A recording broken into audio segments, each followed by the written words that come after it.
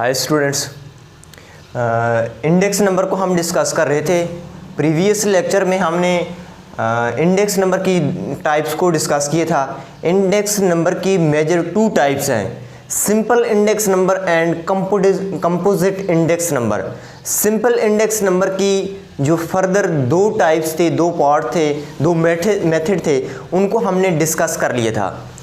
तो अब fix base method और chain base method simple index number में जो था वो हमने डिस्कस किया। सिंपल इंडेक्स नंबर की सिर्फ दो टाइप्स थी, वो हमने प्रीवियस लेक्चर में डिस्कस की थी।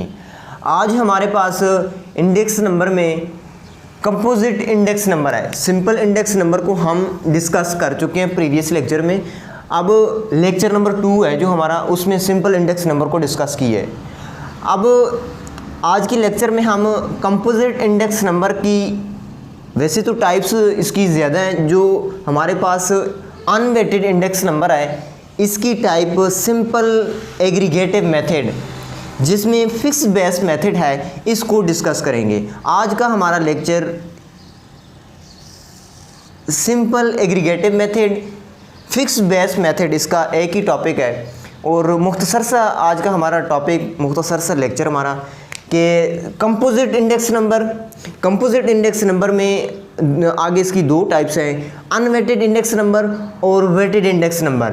वेटेड इंडेक्स नंबर की आगे टाइप्स हैं और अनवेटेड इंडेक्स नंबर की हमारे पास मेजर दो टाइप्स हैं। इसमें एक पहली सिंपल एग्रीगेटिव मेथड, जिसमें फिक्स बेस मेथड है, और simple average of relative method, जिसकी दो टाइप्स हैं, फिक्स बेस मेथड और chain base method.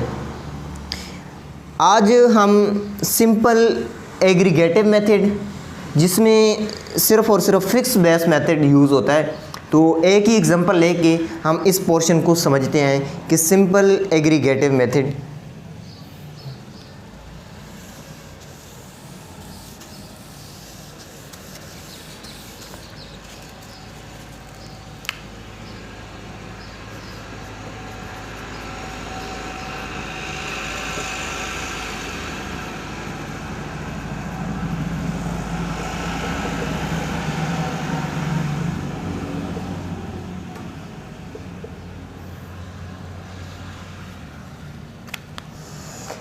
Simple aggregative method में अब चूँकि पहले हमने सिंपल इंडेक्स नंबर किया था और उसके बाद composite index number. Simple index number और कंपोजिट इंडेक्स नंबर में पहले डिफरेंस फाइंड कर लेते हैं, क्योंकि हमने ये कहा था कि इंडेक्स नंबर की मेजर दो टाइप्स हैं, simple index number and composite index number. अब सिंपल इंडेक्स नंबर में सिर्फ और सिर्फ एक ही हमारे पास कॉलम प्राइस या क्वांटिटी का होता था, लेकिन अब चूँकि ये कंपोजिट है, ये कंपाउंड से अखज़ है, तो कंपोजिट इंडेक्स नंबर में हमारे पास क्वांटिटी या प्राइस के एक से ज़्यादा कॉलम आएंगे। कैसे? ये सिंपल इंडेक्स नंबर ये था हमारे पास,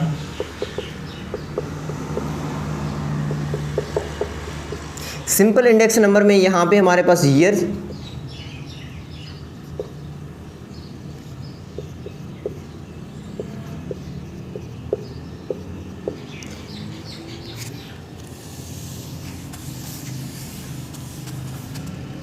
ये ईयर्स का कॉलम होता था हमारे पास, और इसके बाद हमारे पास प्राइस या क्वांटिटी।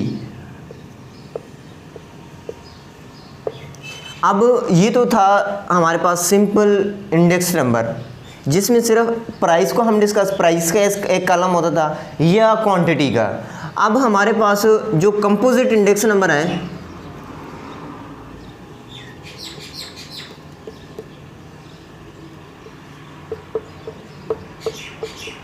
कंपोजिट इंडेक्स नंबर में हमारे पास प्राइस का अगर कॉलम है तो प्राइस यहाँ पे हमारे पास कमोडिटीज़ ज़्यादा आ जाएंगी। कमोडिटीज़ ज़्यादा आ जाएंगी क्या मतलब कि हमारे पास यहाँ पे जो एक ही चीज़ की प्राइस पहले गिवन होती थी, अब एक से ज़्यादा जो हमारे पास गुड्स हैं, जो एशिया है, उनकी प्राइसेस गिवन होंगी। फॉर एग्ज़ाम्पल ये हमारे पास 2002 की प्राइस है और ये 2004 की हमारे पास प्राइस है। तो ये यहाँ पे अभी हम एग्जांपल लेते हैं कि कंपोजिट इंडेक्स नंबर में हमारे पास एक से ज़्यादा प्राइसेस किस तरह से हम उसको डील करते हैं। तो एक छोटी सी एग्जांपल लेते हैं, ये सिंपल और कंपोजिट का हमें यहाँ से डिफरेंस इजीली फाइंड हो जाएगा। एग्जांपल हमारी कि यहाँ पे हमारे पास कमोडिटीज़ हैं,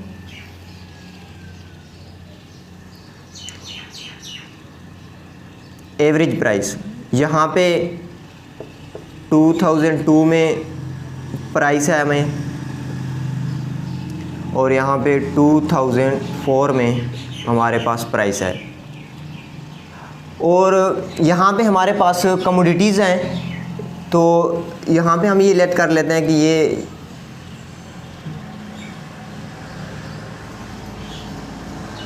शुगर,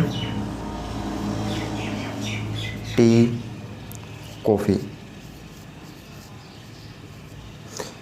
हमारे पास 3 कमोडिटीज़ हैं जिसमें शुगर, टी एंड कॉफ़ी। अब प्राइसेस 2002 में शुगर की जो प्राइस थी वो हम लेट कर लेते हैं, हम सिंपल सी वैल्यूज़ लेंगे 1, 2, 3, और इसी तरह जो प्राइस 2004 में हमारे पास शुगर, टी एंड कॉफ़ी की प्राइसेस थी वो 2, 4 एंड 6।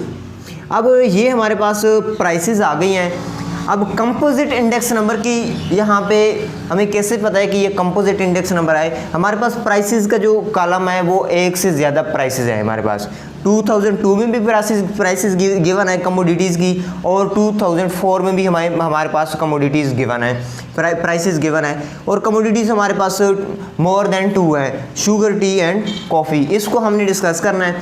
तो इसका इंडेक्स नंबर फाइंड करने के लिए हमारे पास हमने ये कहा है कि जो कंपोजिट इंडेक्स नंबर है इसकी major 2 types, unweighted index number और weighted index number.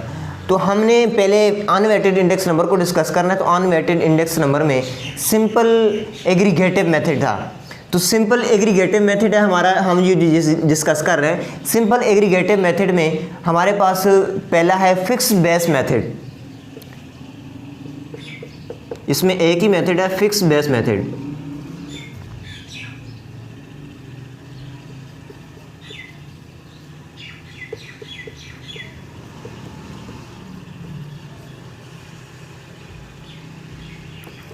Fixed base method का हमारे पास यहाँ पे ये ऑप्शन है कि जो हमें बेस ईयर दी गई जाएगी वो फिक्स्ड होगी। इसमें चेन का मतलब होता है कि जैसे हम लोग उसके लिए लिंक रिलेटिव बना लेते हैं, उसमें हम बेस ईयर को चेंज करते रहते हैं। लेकिन फिक्स बेस मेथड में हमारे पास जो बेस होती है वो फिक्स ही होती है। हम यहाँ पे अगर इंडेक्स नंबर का फार्मूला यहाँ पे लिखें फिक्स बेस मेथड के लिए, सिंपल एग्रीगेटिव मेथड के लिए, तो ये हमारे पास summation P N over summation P not into 100। अब यहाँ पे समीशन पी एन का मतलब हमारे पास ये है कि प्राइस ऑफ करंट ईयर, कि जिसका हम इंडेक्स नंबर फाइंड कर रहे हैं, एंड डिवाइडेड बाई हमारे पास समीशन पी नॉट का मतलब है हमारे पास ये हमारे पास बेस ईयर है। बेस ईयर का मतलब ये है कि हमारे पास यहाँ पे फिक्स बेस है। फिक्स बेस का मतलब ये है कि हम जो नीचे वैल्यू डिवाइड करेंगे सिर्फ एक ही वैल्यू होगी। अब यहाँ पे ये लेट कर देते हैं कि 2002 को हम बेस ईयर के तौर पे कंसिडर कर लेते हैं, क्योंकि हमें ये क्वेश्चन में गिवन होगा कि आपने किस ईयर को बेस ईयर कंसिडर करना है। अगर गिवन ना हो तो जो पहली ईयर जो शुरू में हमारी फर्स्ट ईयर्स होगी उसको हम बेस ईयर कंसिडर करेंगे। 2002 एज ए बेस ईयर।